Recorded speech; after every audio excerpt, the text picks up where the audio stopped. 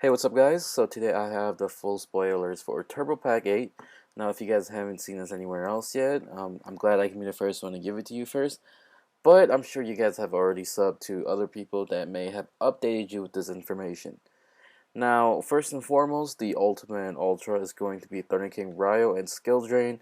Skill Drain being the more popular choice simply because it's never seen a hollowed out rarity bump since the well, I mean, if you count the star foil, but I don't really count that. And it's also been a rare before, and aside from that, it was a common. So Ultra Skill Drain's probably going to be the hottest item in this pack. It's either that or it's going to be the Super Upstart Goblin, which I think is, well, I mean, in my opinion, it's my favorite card in the pack, but I think it's going to be the second most popular choice in Turbo Pack 8. Now, the other supers are the red and green gadgets. And if you guys remember, Yellow Gadget actually did come out in Turbo Pack 7. Yes, it was kind of random, but now we see what Konami's trying to do here. And they're trying to give us a hollowed out version of the gadgets. I don't know why, because we've already have those Hobby League versions. Um, but I guess they want to go ahead and try to do this. Maybe people will get them. We do have those no new gear guys coming out in the new pack, and they do use the gadgets. They use that one guy, the Exceed, and it just helps you recycle. And it's a crazy control deck. The Mirror of O's is a kind of crappy super. I don't know why that's in there, but it's whatever. For rares, my second favorite card in this pack is actually going to be Alligator Sword Dragon, because that's a card that hasn't been reprinted yet for the mass population, I don't believe, and it's only been printed in the World Championship packs. I think that's what they're called, and if you didn't get them from the World Championship packs, you would have a hard time to get them because they're not cards you see every day. So seeing a reprint like this for the mass population, I think it's actually going to be pretty cool. It's a really cool monster.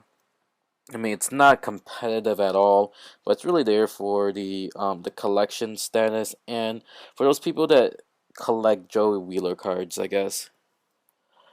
Goes and matches are rare, but that's, I don't think that card's too important. It was just a common before. If we look at the commons, we see cards like Gemini Imps, Flamvell Fire Dog, which is I think it's a really good one. I think this card could have actually replaced the Mirror of Oath for a super rare.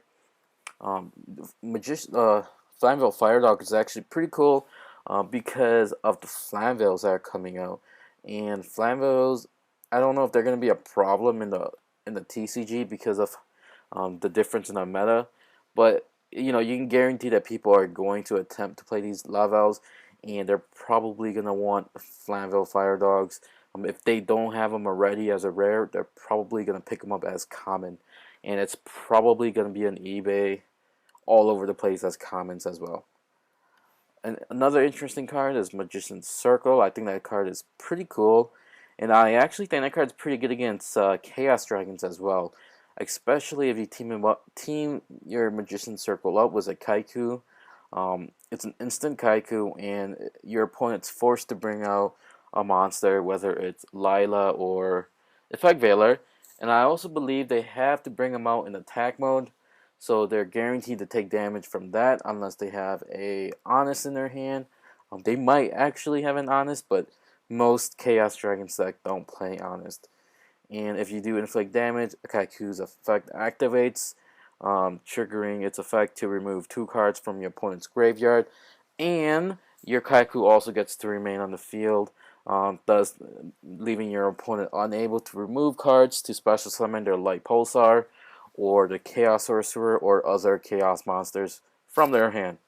So I think that might be a pretty cool strategy to use, but I don't, I'm not going to actually expect that to be used too much or at all. Then we have cards like Wind Up Factory that's coming out as a common. Not that anyone really needs it. I think most Wind Up players that, play Wind Ups, they already have their 2 to 3 copy if they play Factory. Another cool card that's coming out is the Emperor's Holiday, which I actually own a few of them, simply because I used to collect back in the day, so I still have them from then. And that card's actually pretty good because of the Insectors matchup. Now, I don't think there's anyone out there that plays this card against Insectors, but this card actually could work against them. It is a continuous trap, so it is a target to MST and other cards like that, but it negates the effects of all equipped cards in the field, which means your opponent's Gigamantis, your opponent's Hornets, and all those other cards won't be able to activate their effect. So it's pretty good. I don't know how well it will actually do against Insectors, but it's also worth a shot to try and side deck against them. So I hope I didn't take too long going over just Turbo Pack 8. I think it's going to be a pretty interesting pack. I can't wait to see Thunder King Ryle as Ultimate. If I can get my hands on him, that would be amazing. And I also want to get my hand on some Super Upside Goblin just because I think that card is pretty damn cool, and you know, it's a card that's been slept on for a long time. Let me know what you guys think about this, which card you guys think is the best one in here, and if you guys could change the rarity within one of these cards with another rarity in here, which one would it be? Thanks guys for watching. I hope you guys have a good week today.